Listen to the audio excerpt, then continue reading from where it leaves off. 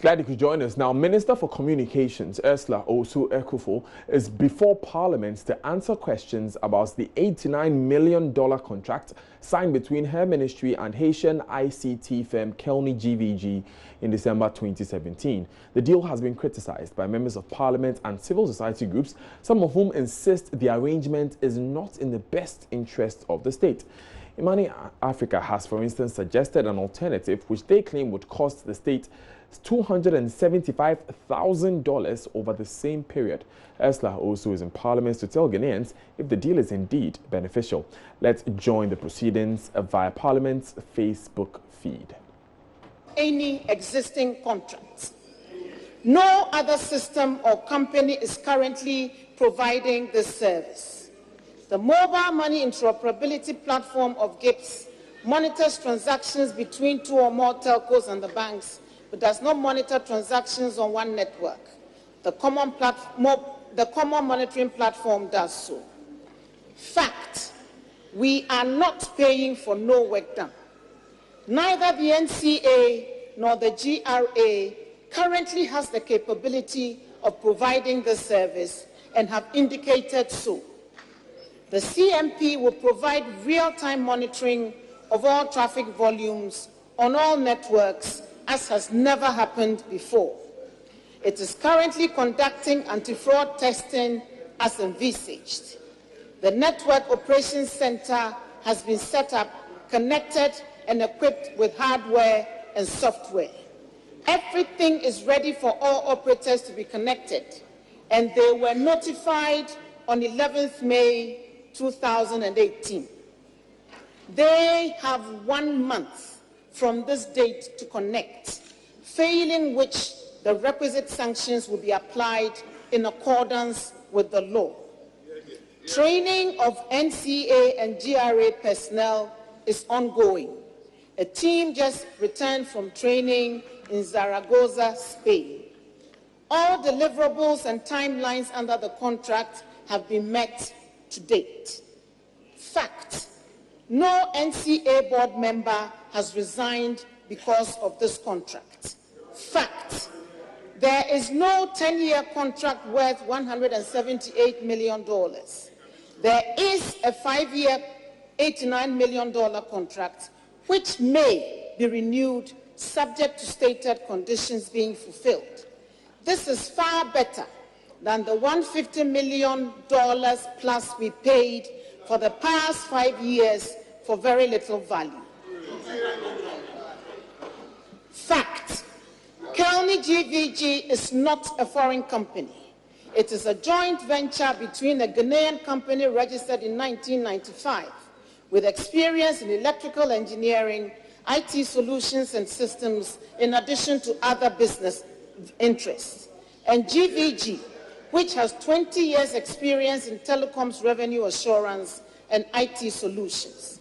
They do have a website, and their office is in Laboni, not Osu or Kokumemle. Fact, several telecoms companies operating in Ghana have been fined and face challenges in some countries they operate in. That doesn't make them fraudulent or disreputable companies. GVG has also experienced some challenges.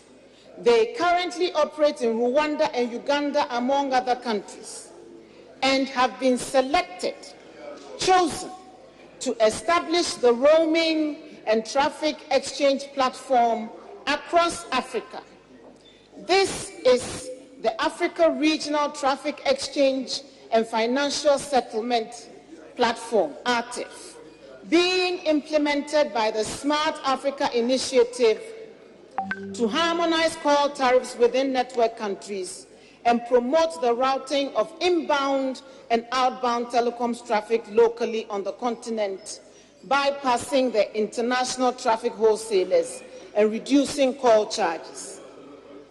As stated by the Smart Africa Executive Director, Dr. Hamadoun Toure, and I quote, "By keeping Africa's traffic in Africa, the RTF will enhance the affordability and security of communications across the continent while cutting the costs operators incur to interconnect and carry voice, SMS, and later data and financial services traffic among African countries, unquote.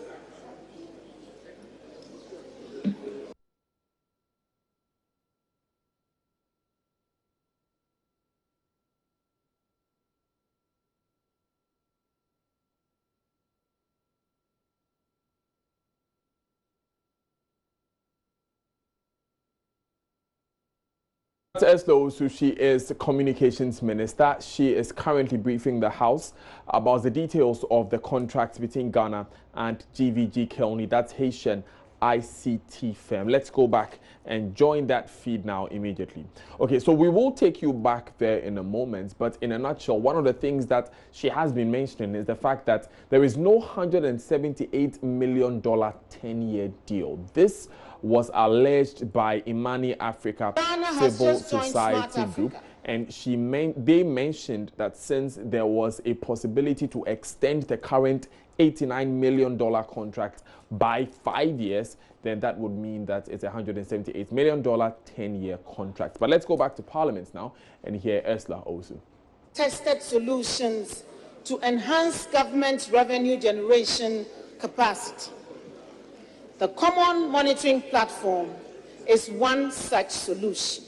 In any event, Mr. Speaker, there is an exit clause in the agreement if they are in material breach of their obligations under the contract and their performance is deemed unsatisfactory. Hopefully, that eventuality will not arise. In conclusion, Mr. Speaker, I wish to reassure all companies doing business in the communications sector that we are not against big business. We, however, take a dim view of those who will flout our laws with impunity and expect all our corporate citizens to pay their due, just as they would in their countries of origin. As His Excellency the President indicated during the CEO Awards last week, and I quote, "We must deepen the payment of taxes and broaden the tax net to include the informal sector in the payment of appropriate taxes. It is particularly important that we enhance the capacity of our tax authorities so that the big players in our economy, that is the mining companies, the oil companies, the telecommunications companies, pay their correct taxes. For too long, such companies have been the source of the massive flight of capital from our country and our continent. I am a firm believer in honest profits, but I will not condone illicit financial outflows. We know how injurious they have been to Africa's development." Unquote. Mr. Speaker, there has been absolutely no corruption or underhand dealings in this transaction. I can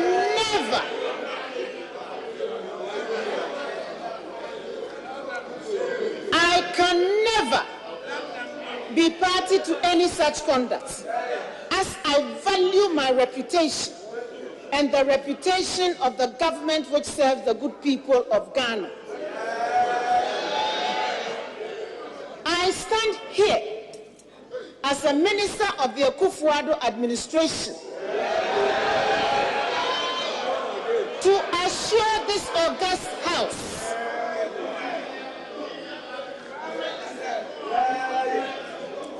I stand here as a minister of the Akufo-Addo administration to assure this august House that I believe this is the best deal we could have got. Mr. Speaker, as I indicated earlier, Vodafone and Glo are currently in the process of connecting physically to the common platform. I expect the others to do so shortly. Their deadline for final connection, and I'm reminding them, is 11 June 2018. and failure or refusal to do so will result in the imposition of the specified sanctions. Mr. Speaker, I urge all my colleagues in the House to join us in our insistence that companies doing good business here pay all their properly assessed taxes. Where we lack the capacity to, we will acquire it and ensure full visibility of all taxable transactions. He who laughs last laughs best.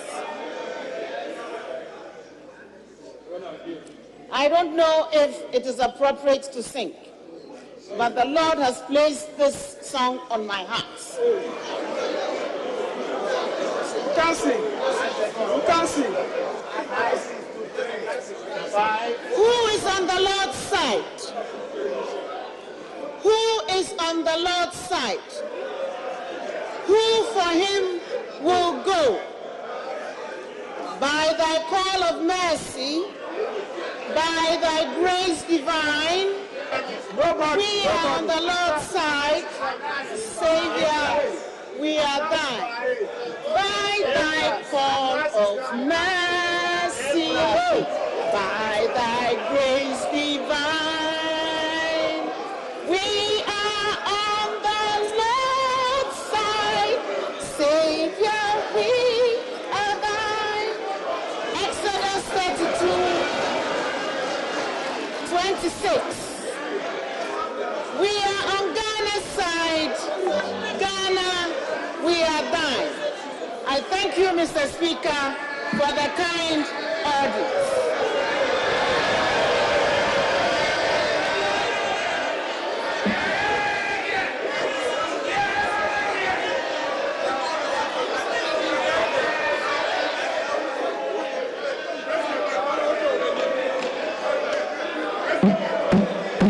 Members, order. Honourable members, let's have some silence. At the end of the debate, the statement, it's being agreed by the leaders that members, 4 members each will contribute. And we start from Honourable A.B.A. Fuseni on the minority side. Thank you very much, Mr. Speaker, for the opportunity to contribute to this discussion. And Mr. Speaker, I also like to thank the Honourable Minister for responding to the call and briefing the House appropriately. But Mr. Speaker, if you are wise and diligent, you don't wait until the heavy downpour before you attempt to collect your salt in the open. On this particular matter of supreme national interest, Mr. Speaker, a lot of water has flowed under the bridge in a transaction that has generally been viewed as opaque.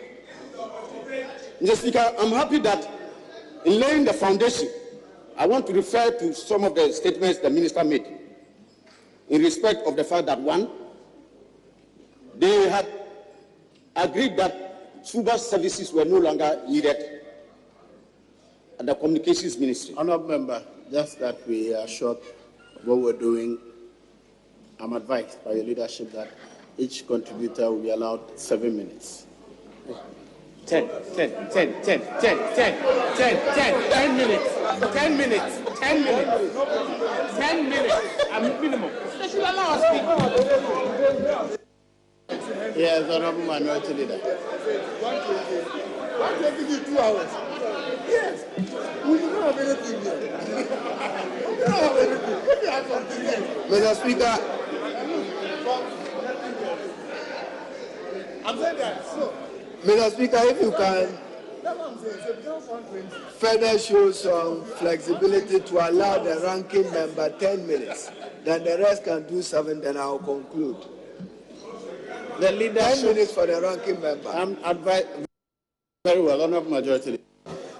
Mr. Speaker, given the numbers to contribute.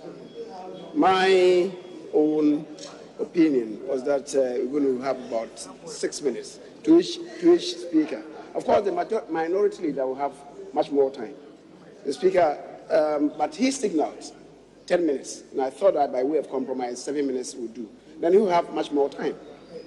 The speaker, so I would want to indulge the minority leader that we do 7 minutes each, and he will have much more time.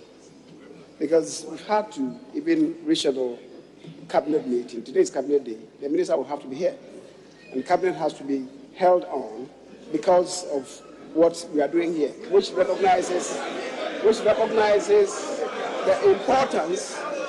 The speaker, it recognizes the importance that government and indeed this House attaches to this business. The speaker, thank you. You've laid the foundation. So. Very well, you can start. It's 12:15 by my watch. No. Thank you very much, Mr. Speaker. Mr. Speaker, as we speak, and I'm happy that the Honorable Minister is a lawyer of repute. As we speak, Suba is in court. Suba Info Solutions is in court over the termination of his contract.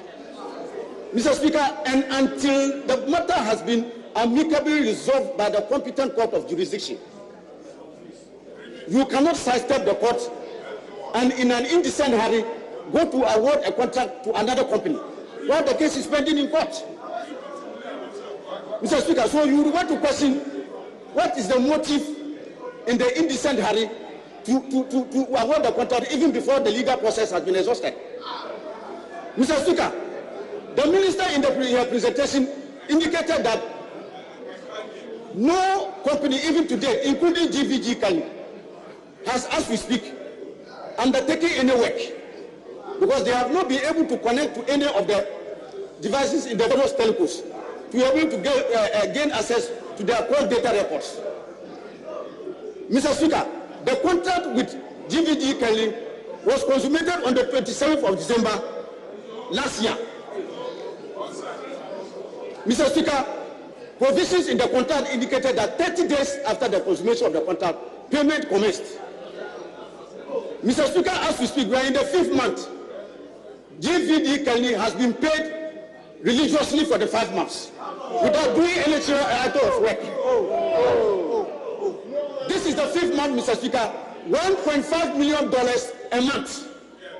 So for the 5 months, $7.5 million, equivalent to over 34 million Ghana cedis.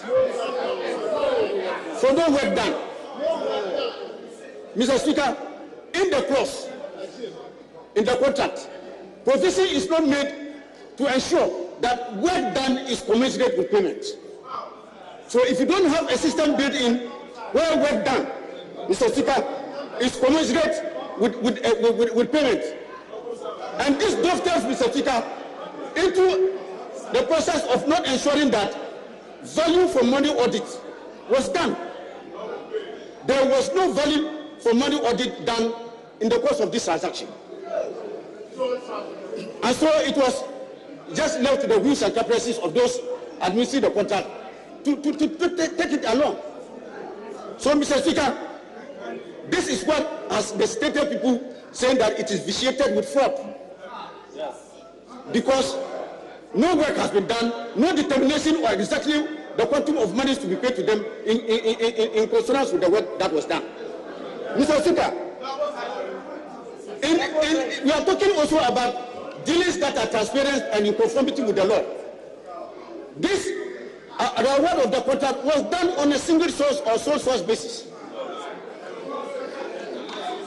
Mr. Speaker, unless there was evidence adduced to show that the contract was supposed to be executed in an emergency basis, or no other company exhibited that kind of expertise to be able to discharge to the expectations of the contract, there was no basis for that indecent hurry to award the contract.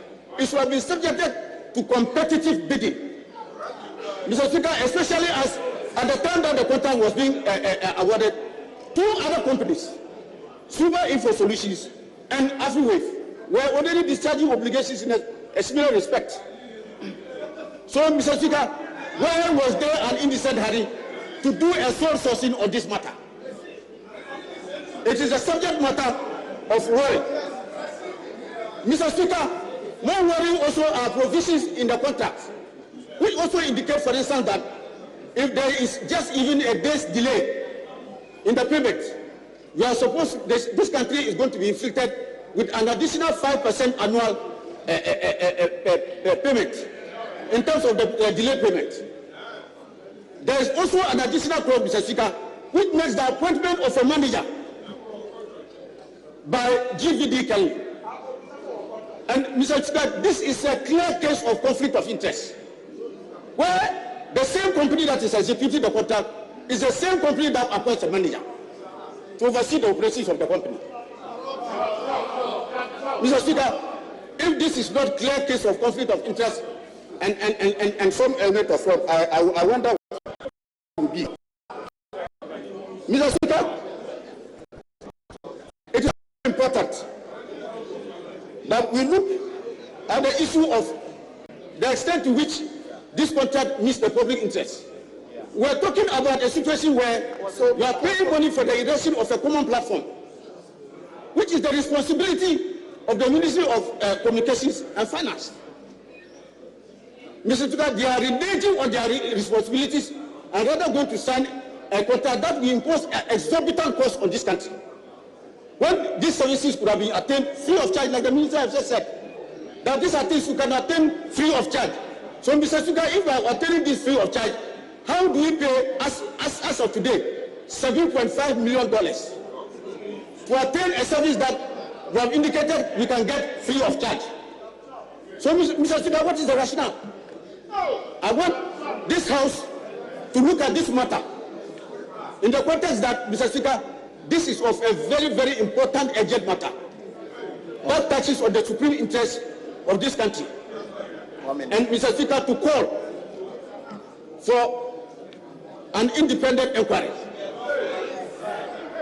Mr. Speaker, to ensure that under the aegis of the Communications Committee, some public hearing will be given to this matter to ensure that these many unanswered questions, including, Mr. Speaker, of course, the credibility of GVG Kelni. Mr. Speaker, just let any member of this House go and Google.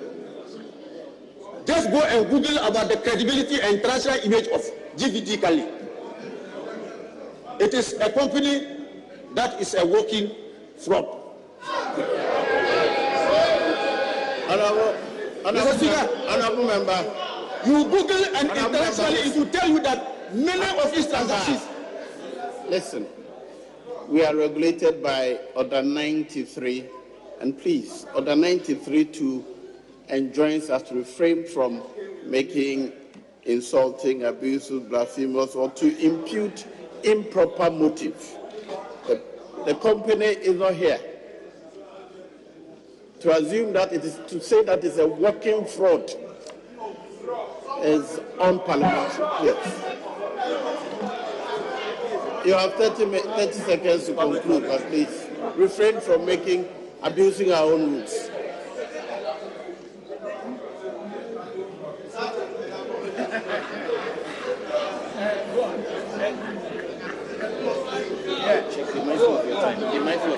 Yeah, Mr. Speaker, I heed your advice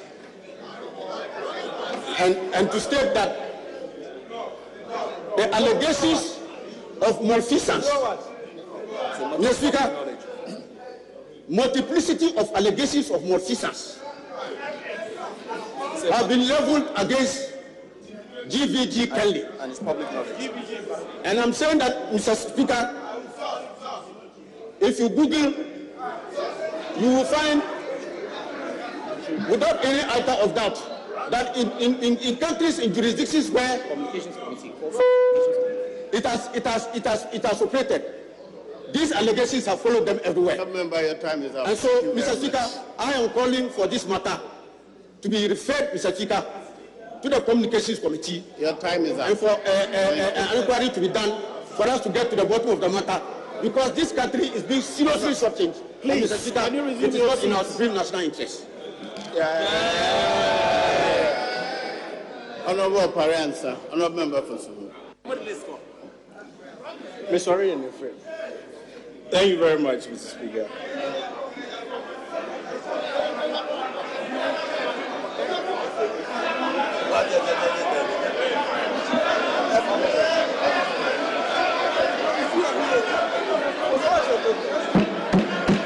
Order, please. Mr. Speaker,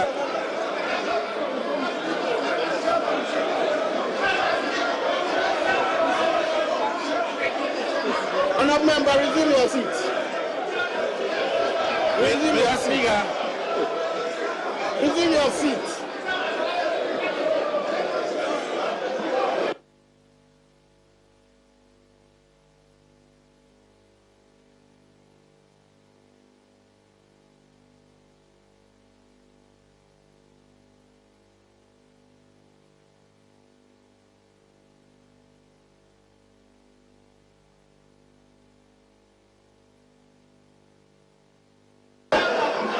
Honorable Chief Whip of the minority, kindly control your side. I've kept silent and waited. When you're done, we will continue.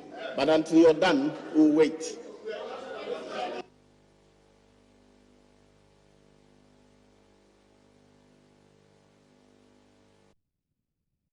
Still live on Joy News today, as you just heard, the First Deputy Speaker of Parliament, Joe Osei-Owusu, who is currently sitting in the Speaker's chair, has called for silence, and he says he will not allow the Member of Parliament for Suhum to continue with his submission until the minority members are silent. But now let's go back. It seems like some calm has been restored. So let's go back to Parliament Live.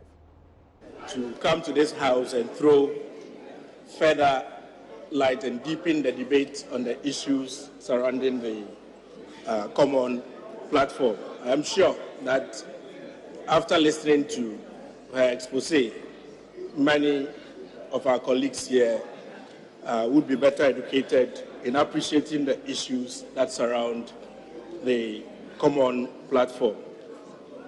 The Speaker, a number of issues were raised by herself and a few by my colleague, the ranking member for Committee on Communications.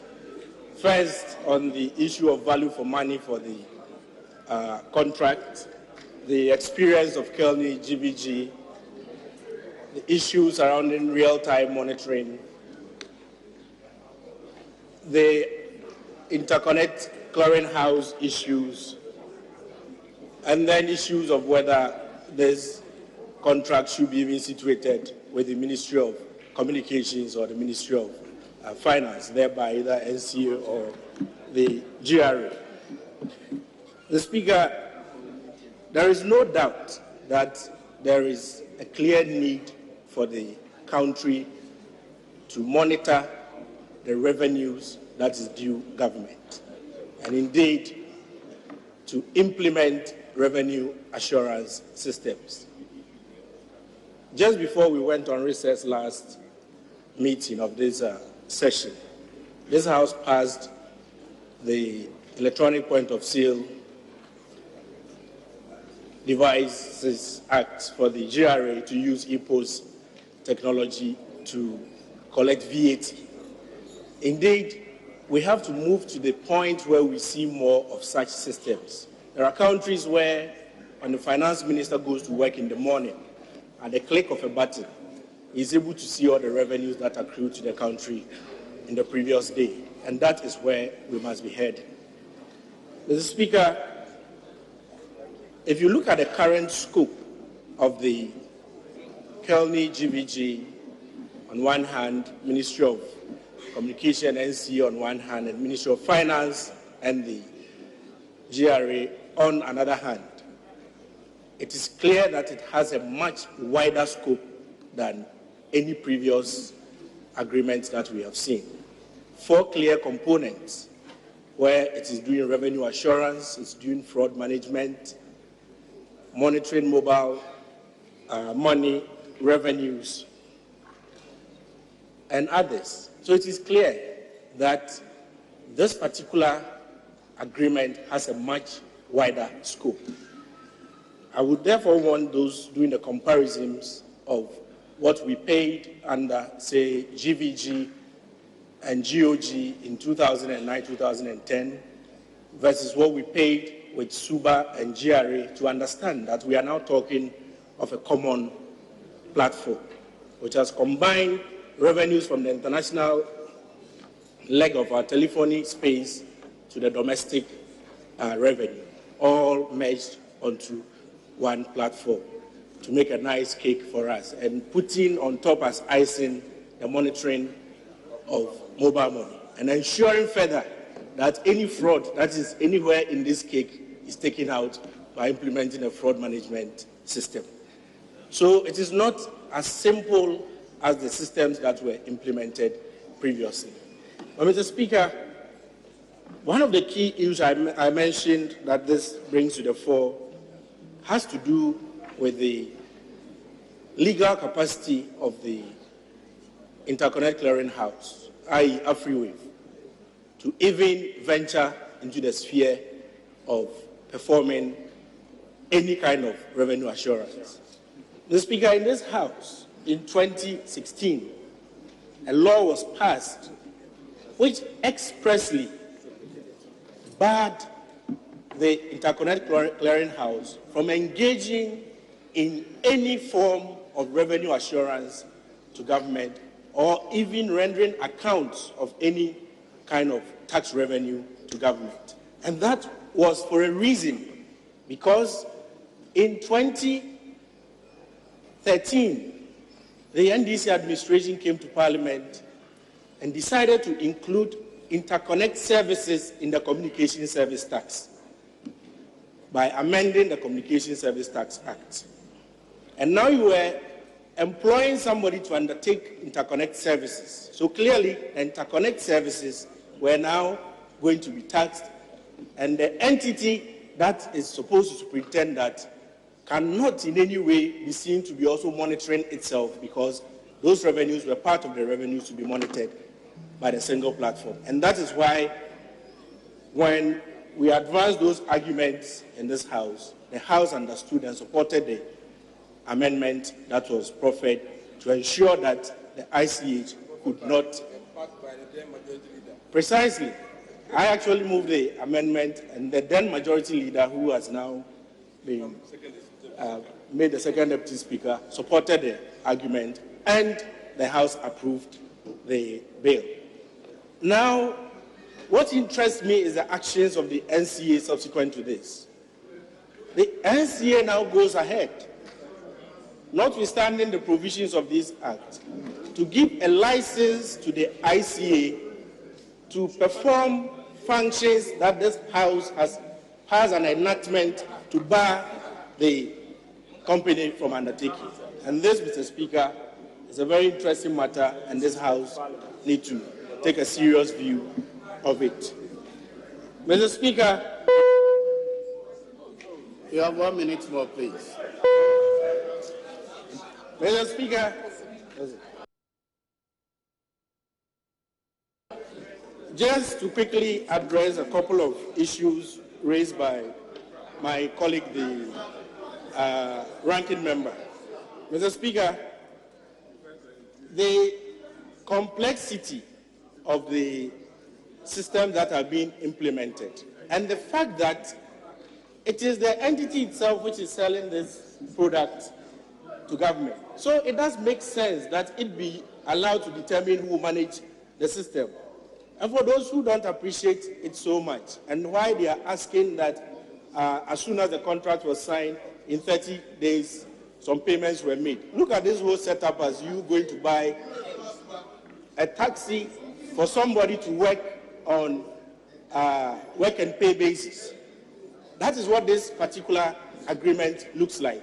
It is not the same as those who brought their...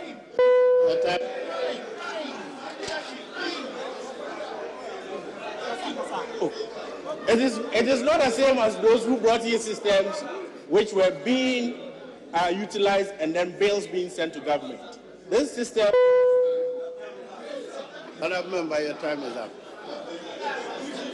Mr. Speaker, in conclusion, I would like to call on my colleagues and the nation at large that we should all appreciate the issues involved and understand that the comments we make about the companies, the Ghanaian companies, that we are helping and nurturing to grow.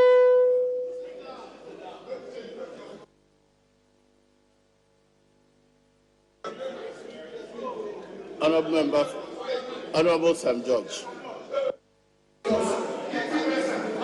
Thank you very much, Right Honourable Speaker. It gives me great pleasure to see the chairman for the Parliamentary Select Communications Committee, Honourable Kennedy Japan, in the chamber, because his leadership on this is key to us in the committee. Right Honourable Speaker, the point must be made that nobody here is seeking to say that government must not make revenue from taxation. In fact, none of us on this side is going to say that government needs not increase and improve and optimize its revenue generation from the telco.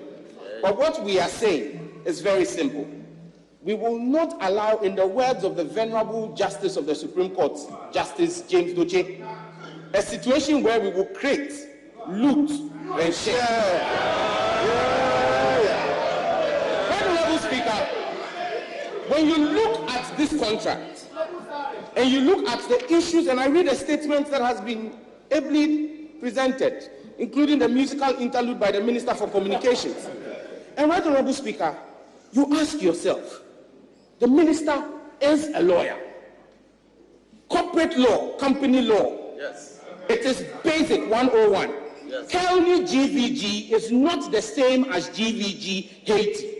Yes. They're two different corporate entities. Yes. In 2009, and if you take her statement, the minister conveniently and very disingenuously, I must add, interswitches Kelni GVG and GVG. Yes. When she speaks about the track record of the company that they are entering into this contract with, she cites the track record of GVG Haiti. But this contract is not with GVG Haiti. This contract is with Kelni GVG. Hold on. Yes, Honourable Majority Leader. Mr. Speaker, the honourable member knows the rules that in contributing, he should not impute improper motives. He says the minister is disingenuous. Mr. Speaker, if you are making your point, you could. But to say that the minister is disingenuous, you must watch your words. You must. Honourable Member, the use of disingenuous is imputing improper motive. Kindly withdraw and continue. I take guidance from the chair, and I withdraw disingenuous and say that the minister only cleverly sought to mix Kelni GVG and GVG. Right Honourable Speaker, on page 3 of the minister's statement, I will read. They claimed they preferred the monitoring platform to be owned, and this is in the first paragraph, and managed by the regulator, the National Communications Authority. It is only in Ghana that the network operators feel they can dictate how the regulator regulates them. This is very rich coming from the minister, and I see the board chair of the NCA, who at the time that we tried to carry out a similar function was the chief lobbyist for the telcos and made the same claim that the minister today is saying is wrong. It will be interesting to know what's the position of the NCA board chair, who at the time, as chairman of the telecoms chamber, made this same argument. In fact, if you go on in her statement, she says that the telcos are misrepresenting the facts by saying that there will be breach of data. Well, the board chairman of the NCA today, under this government and under this minister, made similar claims. So we are only taking a leaf. We are only taking a leaf from those. Hold on. Yes, Honourable Member for Mr. Speaker, a moment ago, you had cause to advise the ranking member on the fact that he was making allusions and references to a person that is not in this chamber. The board chairman of NCA may be physically present in the chamber, but we all know that he has no locus on the floor to be heard.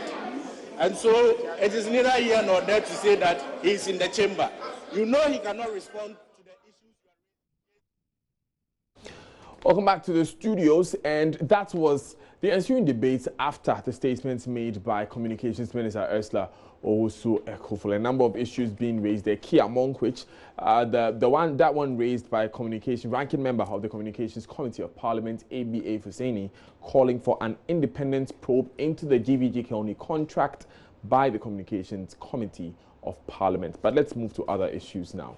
And the Ghana Association of Medical Laboratory Scientists is currently considering a memorandum of understanding drafted by the Health Ministry as part of moves to end the strike and address its grievances. The lab scientists started a full-blown strike on Monday after rolling out a number of activities to drum home their demands for better conditions of service. President of the association, Ignatius Enibuno, spoke on the progress of their meeting with the Health Ministry earlier on News Desk. But checks from some parts of the country showed the hospitals were empty. Nancy Emefa-Jodosi was asked the Kolebu Teaching Hospital to check on the situation there. She joins us in studio. Nancy, welcome. Thank you very much. So tell us, what was your observation? So initially when I got to Kolebu, the Central Laboratory Department, I was expecting to see a number of people because on Monday we met a lot of people there. But unfortunately the place was empty. I only found about 2, 3, 4 people seated, and I went to them and found out what they wanted to do. They said they had undertaken some tests a few weeks ago and they were just due to pick up their reports. And so that's why they were there. But the place was virtually empty. Later, people one by one were coming in. So once somebody enters, goes away and all of that. We were able to interact with some of them. And Daniel, I must confess that some of them had serious diseases that they needed to, be checked. Some had kidney diseases, some had cardiovascular diseases. And these people have been referred by their doctors to come and run a few tests. But they were turned away by these lab technicians. Yaba no fasina bine da ha ti yaba se ba be lab no yaba no so mu adwuma because I high akona da ho so ese nya lab na sana o ma optima view no so still yenya fitin running there be jina nothing se yepa o mo adwuma yo fo chew se o mu na ban no Omun kasana ntiasenya jono mutumi huye no na hie mebano wanya accident nte ya no operation we hia test no na o ma continue there on na private musika one be ha private party am se me ko so a musina misika sem be baba ye lab me buy no mu se o mu nyejuma ya ko strike mankasa me esi me call check up and esi me kidney aye week nti me fambra na me be lab no and aka me with doctor no on the 11 nti o say after I do 1 week to date na ma be ye nti na ka me buy no na me ba be ye no mu si o mu nyejuma asemo abanu boaye na omusambra no mubeye adwuma na ye hweye but yesa na ya titi na ya hawo bi atu nipa ni so because ye nkwa so hia ye ni ho abanu so oni ho eno ni asem because next week me hu doctor no tese say me ko private me yare me be yesa junior sim me lab me buy no mo so mo nya adwuma bi Doctor na say 2 years nso na ebe bukumi ato. Nti say me ho de menye say me kofi o say me yede yo. Me so me nim de me ye nti esra ban ne say omo aye na nti say hu de ye ho Kolebu hospital. Ye nam say bia me say me twahwe ya me nim de beto me because say enkwan na kita doctors nti esra no. Esra papa say enka na koma no me boye. Ye de nyame e paniche opa esra no. ayarefo ye bre wo Kolebu hospital pa me kan baby sister ye kasika ye bedru ha pa ye san kofi na. So those are some concerns, Nancy. Very concerned people there. Yeah. So the first woman was complaining about the fact that she went to see a doctor last week and she was told that she had a weak kidney, and so she had to run a few tests. But she came today and so it was a no-show. The other person says she's due to have surgery, an operation very soon in the coming days. But because the hospital, the laboratory sciences are not working, she has to go elsewhere. And they don't have money. In fact, the man who you saw earlier was saying that the son had an accident yesterday. He's supposed to be treated, but no money to go to a private facility. Right. So that's basically what they have been saying. But you also visited some private hospitals, Nancy. Yes. So this one was a lab that was very close to the Kolebu Teaching Hospital. So I went there and decided to speak to the lab technicians there. So they told me off the record that ever since the strike started, that's on Monday, they've had more people coming to their facility to run a few tests. And so for them, it's good business for them. Great. So that's MFR Nancy Joadosi. She visited some private hospitals and the Kolebu Teaching Hospital, where she found, well, she discovered that there were some persons there taking their lab results. Let's move to some other stories. And former Chief Executive of the National Identification Authority, NIA, Dr. William Ahaji, has dismissed claims that the previous government left the organization reeling under huge debt. His comments come on the back of government allegations that they inherited enormous debt from the previous administration.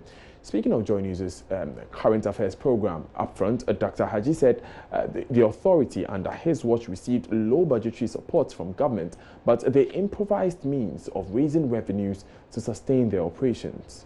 We were constrained in terms of resources. And so we were trying to use that to raise the money. Because so when you register foreigners, they pay for it. They pay $120 per card. Okay. We got parliamentary approval for that.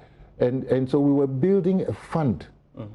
Actually, the money was supposed to go into an escrow account, which means that it will grow, and then you can use that equipment and roll out. We even bought a vehicle, equipped it with the real-time instant card issuance. It's sitting there somewhere. It must be there. At least I did that, so I know.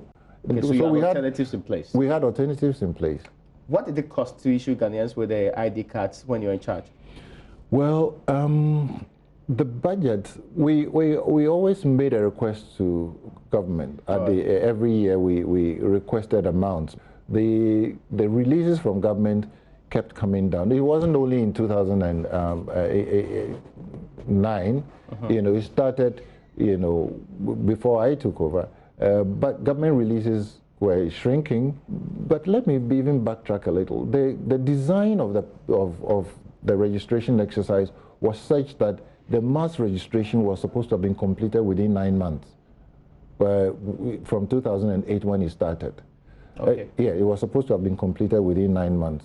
But that was conditioned upon the release of funds for the mass registration to be completed almost entirely. And that was under Professor Dumont.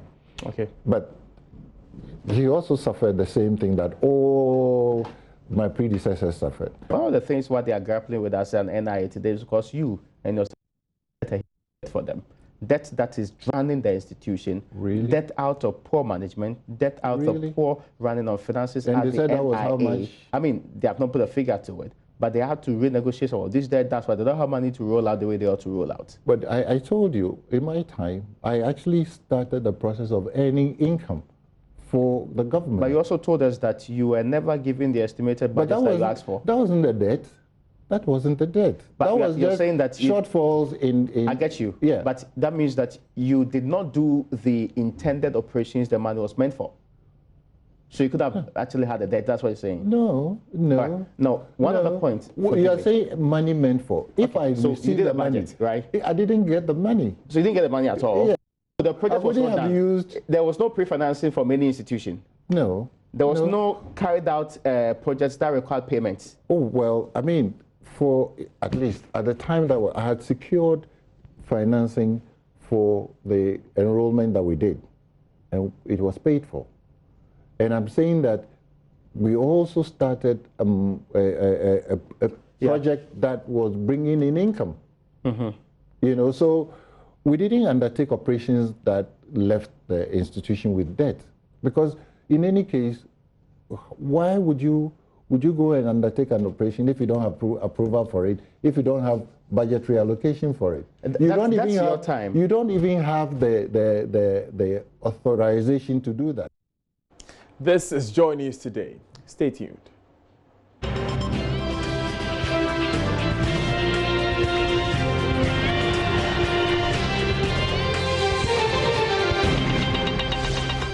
Thanks for staying with us. Now, today on Joy News Agenda, highlighting the terrible state of schools across the country, we put the spotlight on the Bodada Presbyterian Basic School in the Jasikan district of the Volta region. Headmistress Vivian Adi laments the lives of her pupils are in danger as they continue to study in dilapidated, uncompleted structures. Correspondent Fred Kwame Asari has more.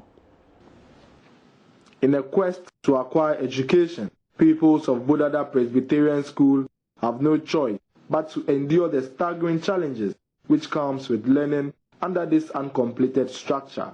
Construction of the 6-unit classroom block by the Presbyterian Church stalled due to lack of finances.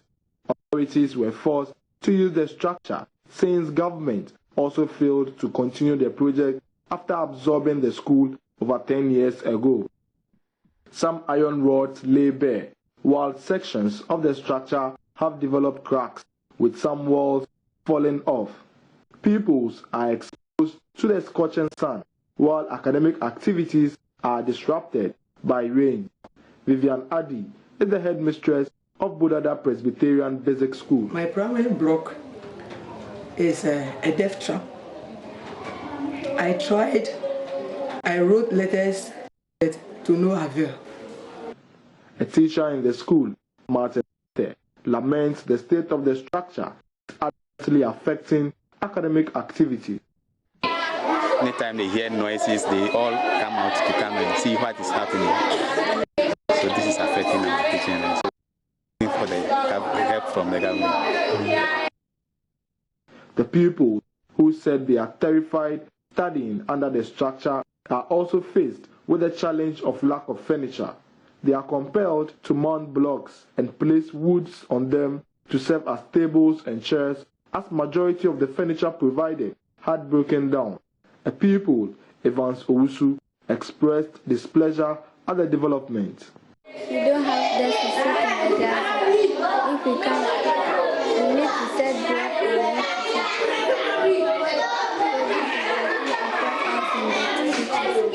Authorities are therefore calling on the general public and government to support the school, provide befitting infrastructure and furniture for the pupils.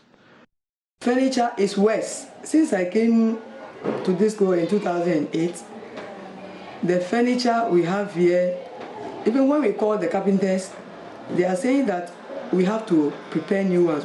When you get to the classrooms, no furniture, no teacher's table. They are all broken, so they should come to our aid. Records have it that pupils in urban areas perform better compared to their compatriots in the rural areas, but many believe pupils in rural areas would equally perform better if they are provided same logistics and infrastructure, hereby contributing to improve on the standard of education in the country. Fred Kwame Asari, Joy News, Bodada. Let's stay with education, because schools in the Eastern region have often been thorns in the flesh of the dominating Greater Accra and Ashanti region schools. Two of them, Pope John Senior High School and Minor Seminary in Koforidua and St. Peter's High School in Kwehunkwetiya, are previous champions of the National Science and Maths quiz. But in recent years, the fortunes of the schools in the region have dwindled. So how will schools like Pope John's, St. Peter's, St. Rose's, Avery Girls and others perform this year? Joy News' Eastern Region correspondent Maxwell Kudeko covered the regional contest and now reports.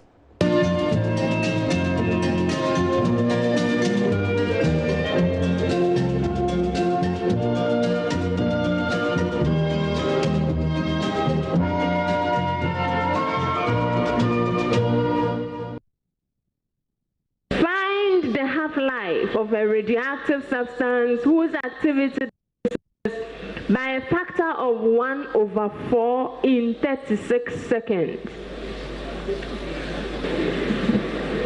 Yes.